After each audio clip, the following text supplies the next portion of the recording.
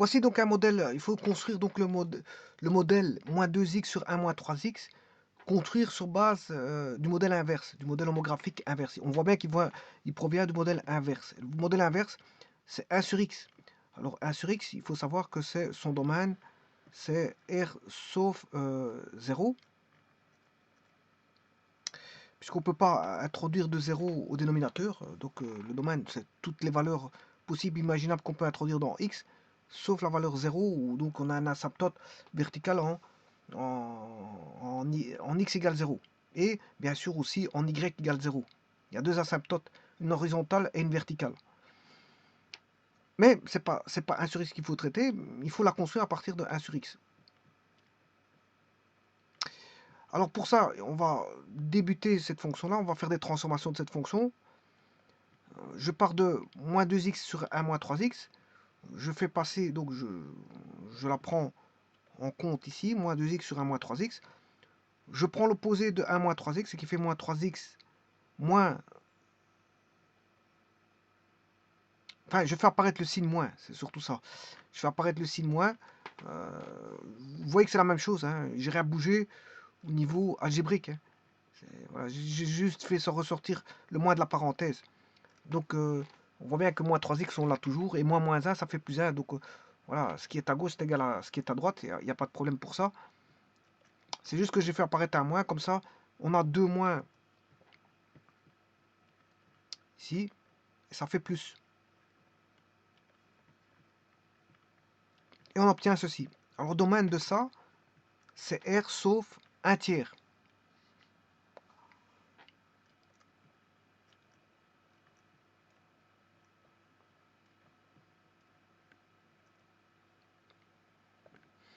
Ça veut dire que maintenant, l'asymptote verticale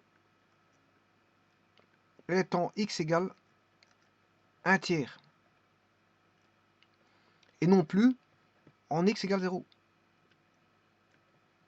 Là, l'asymptote verticale, elle était en x égale 0. On aura un décalage de 1 tiers. Parce que le domaine, voilà, il a changé. Voilà, et il faut que j'étudie ça en modèle homographique, à partir de l'inverse 1 sur x. Alors pour ça, je vais faire une transformation graphique, des manipulations de fonctions. On part de 2x sur 3, x moins 1. Je mets 3 en évidence pour obtenir 2 tiers. Alors, le but, c'est je dois travailler à partir de 1 sur x. Hein. Donc, je dois éliminer ce fameux x qui est là.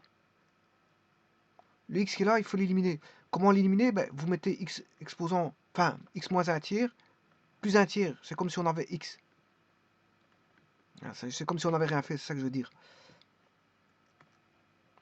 Pourquoi faire ça?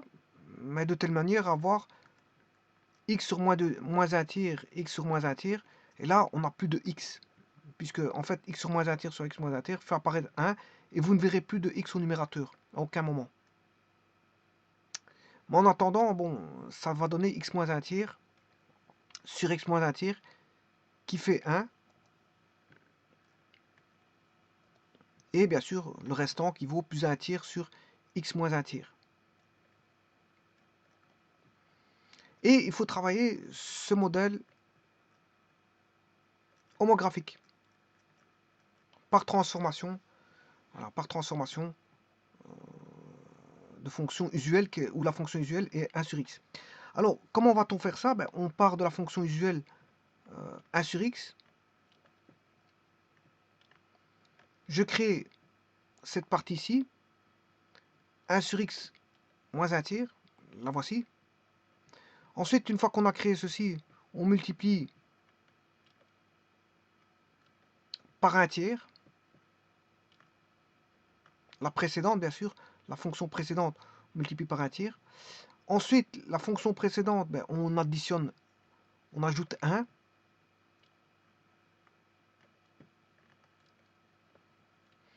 Et ensuite, on multiplie par 2 tiers la fonction précédente. Et là, on aura f de x. On aura f de x. Ce qui veut dire qu'on va faire toute une série de manipulations de fonctions. On prend j'appelle I de x 1 sur x, l'inverse. Alors de h, je lui fais subir une transformation un décalage, ou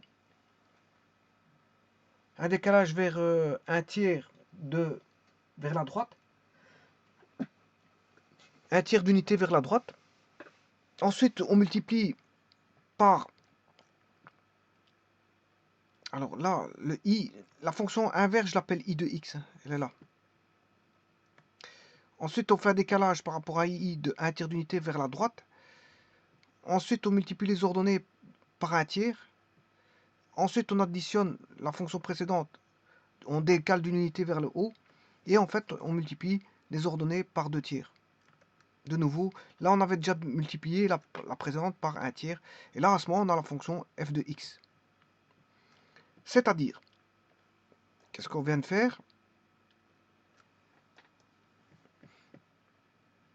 Je pars de i.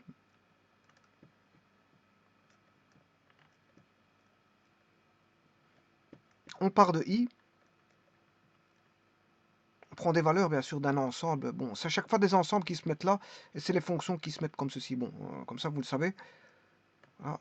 On a i de x. De i de x suivi de h. Voilà, par une transformation.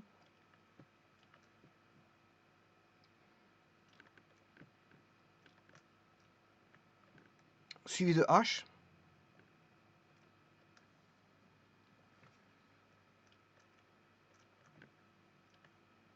Suivi de L.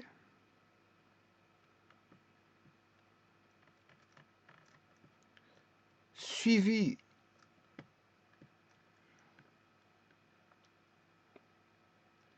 de M.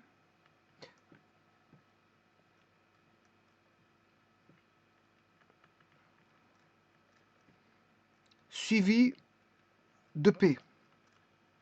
Alors, le P, c'est... je vais le définir parce que je ne l'ai pas encore défini. C'est 2 tiers de M de X. C'est 2 tiers de... voilà, c'est suivi de P.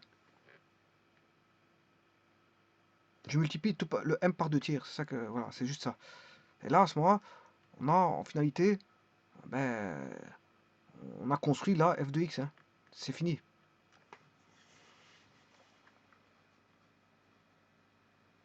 Alors, j'aurais pu dire que h est après i, L est après h, M est après L, et P est après M. En d'autres termes, j'ai P rond M rond L rond H rond I de X. En d'autres termes, c'est P de X rond M de X rond L de X rond H de X rond I de X. C'est la même chose, hein, c'est la même écriture. Bon, j'aurais pu aussi écrire P, M, L, H et I, et je referme la parenthèse. 1, 2, 3, 4. Et là, on construit F. Alors, je vais construire, bien sûr, sur GeoGebra. Ça a déjà été fait, mais enfin, bref, voilà. On part, on construit I. I, c'est la 1 sur X. Je fais un décalage de 1 tiers vers la droite. D'ailleurs, regardez que l'axe ici va passer à 1 tiers. Ensuite, je multiplie les ordonnées par 1 tiers. Regardez bien que la dernière fonction qu'on multiplie par 1 tiers, eh bien, on a bien ce point-là par rapport à la précédente, qui était h. Eh bien, maintenant, le nouveau point, on a, bon, pour x égale 1, on a, pour la courbe ici, 1 moins 1 tiers, c'est 2 tiers. L'inverse de 2 tiers, c'est 3 demi. Hein. Donc, il est en 1, 3 demi pour cette courbe-là.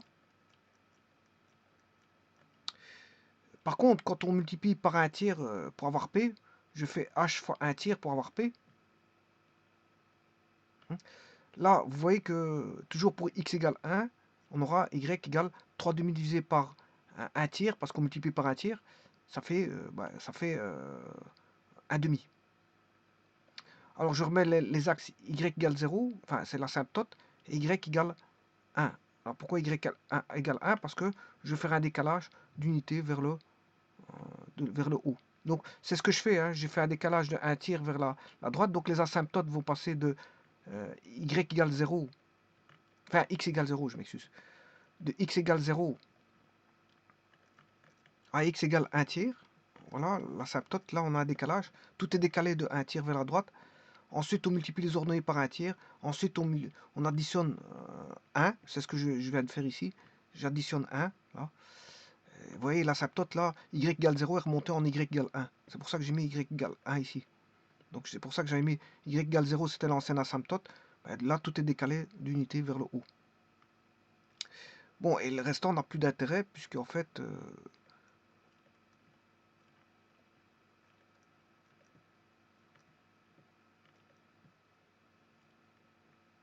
voilà. Et on a... maintenant, il faut encore multiplier par 2 tiers, chose que je vais faire tout de suite. Donc on multiplie par 2 tiers la fonction précédente, qui est q. Hein. Je fais 2 tiers de q.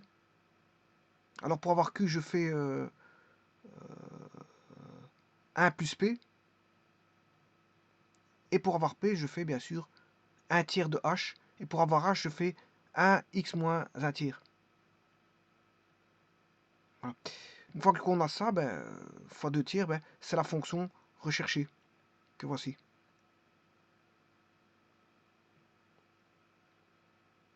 Cette fonction-là, la fonction r, qui est la dernière en date, voilà, avec y égale 1, x égale 1 tiers comme asymptote, voilà, eh bien c'est la fonction moins 2x sur x moins 3.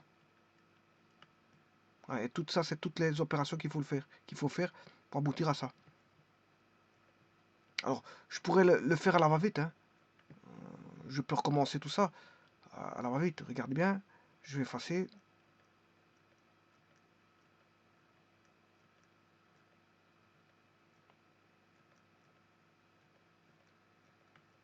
J'efface le tout. Bon, la première des choses, je fais i de x moins 1 tiers.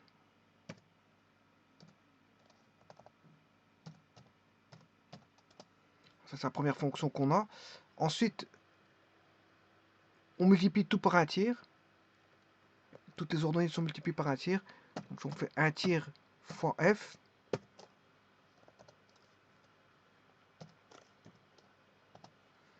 Ensuite, quand on a ça, une fois qu'on a fait fois 1 tiers, on additionne 1. Donc, je fais 1 plus g.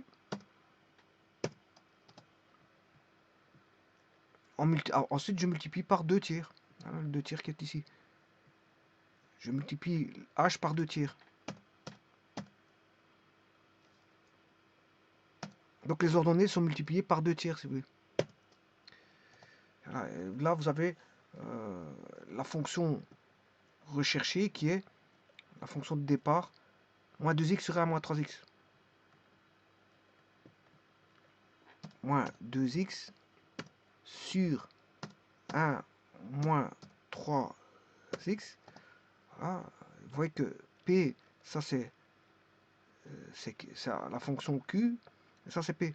Et donc c'est la fonction qui a été travaillée par modèle homographique, c'est P. Et le Q, c'est celle que je rentre, qui intervient dans l'énoncé. Et bien sûr, les asymptotes, vous aurez compris que c'est y égale 1. Pourquoi y égale 1? Parce qu'on a tout remonté d'unité. Hein. Voilà, ici on a remonté tout d'unité. Voilà, c'est pour ça. Et l'asymptote horizontale, elle est où? Enfin, ça c'est l'horizontale, asymptote horizontale, y égale 1, puisqu'on a remonté tout de 1. Et l'asymptote verticale, c'est x égale 1 tiers. Ouais, on avait vu déjà dans le domaine. Hein. Dans le domaine, en étudiant le domaine, on avait déjà vu que voilà, qu'on était passé de x égale 0 à x égale 1 tiers. C'est r sauf 1 tiers. Donc là, on a une asymptote verticale en 1 tiers. et une asymptote horizontale en y égale 1.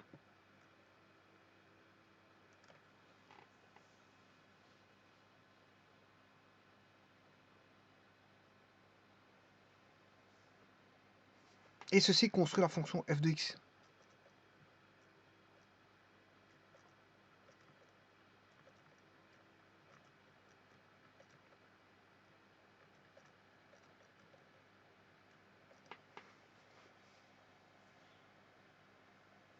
Alors, on fait souvent ce travail à l'envers, hein. Ça m'arrive souvent de me tromper dans ce genre de choses parce qu'il faut tout renverser à l'envers, il faut remettre tout à l'envers. Voilà. Alors, quand on ne le fait pas à l'envers, ben, on se retrouve dans un mauvais cheminement qui est l'inverse de celui que vous avez fait si vous vous êtes trompé. Ben, ça arrive souvent de se tromper, de le mettre à l'envers. On peut le mettre à l'envers si on n'y pense pas de tout remettre à l'envers. Voilà. Je vous remercie.